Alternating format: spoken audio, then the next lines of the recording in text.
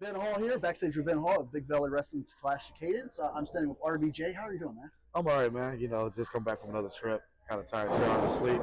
What a finna here knocking another one out the park today.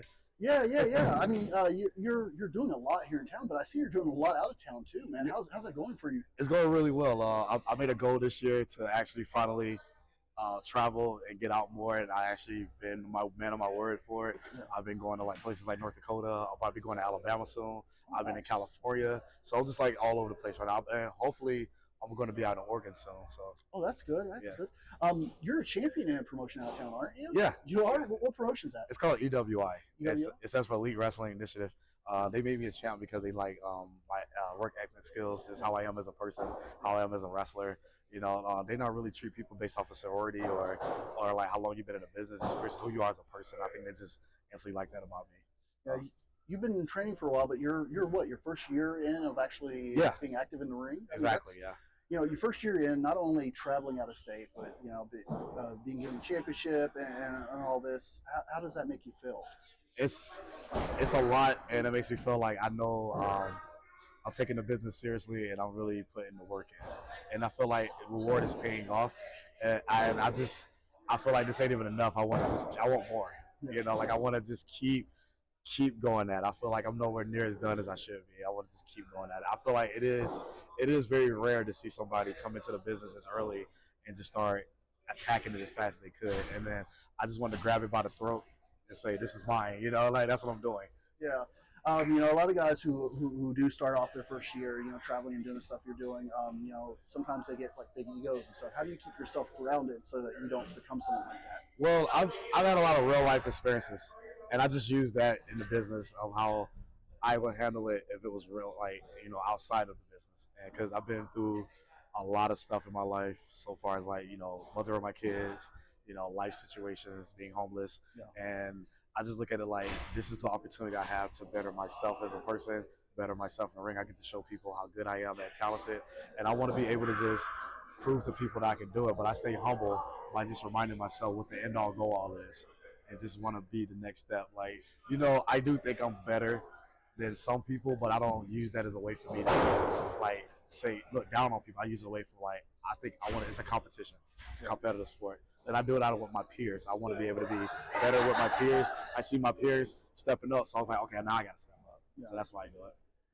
Yeah. People would be mad if I didn't ask about this, and you're probably going to be mad I am going to ask about this. But you kind of almost went viral recently from a show where you were in a match with someone else, and a move maybe didn't go the way it probably should. You almost you did get thrown out of the ring. Almost hit. How does that feel, you know, waking up and seeing, oh God, this is all over the internet? Yeah, it was crazy at first. I was just like, holy, wow, I'm known now. You know what I'm saying? I'm like, okay, people know me.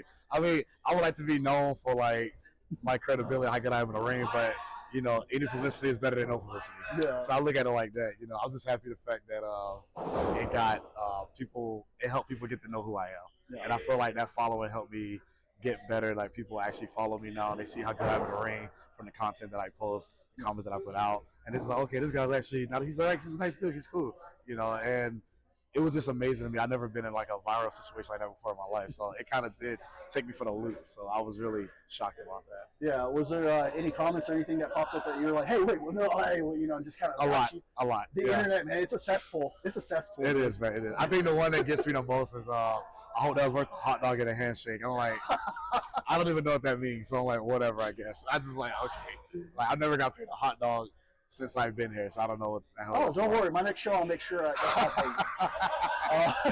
right, man. You've had a chance to wrestle, you know, different promotions here in town and a lot of different people. Was there anyone that you haven't faced yet that you really liked that's from Vegas? That's a Vegas name? Papa Yase. Really? Yeah. Papa Yase.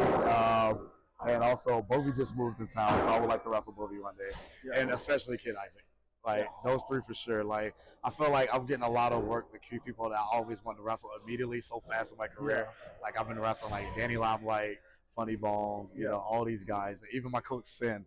So it's just cool to see that again. But also my end all go all is if I was to get signed one day, I do want to wrestle Kenny King before I get signed. Yeah. So that's one of my biggest goals right there. Hey, working in FSW like you do, that's a possibility. Exactly. So, you know, just kind of floated around Joe's ear, like, man, Kenny King would be a great match for me, man. You know, exactly. Around, you know, exactly.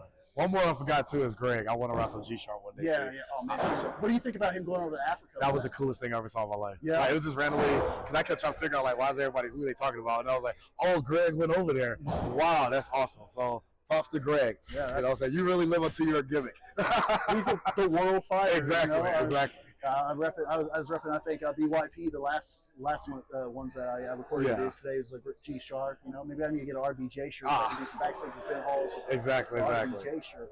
But I do have more coming soon. I sold out in North Dakota, so. Sold out. That's amazing. Yeah. That's always good.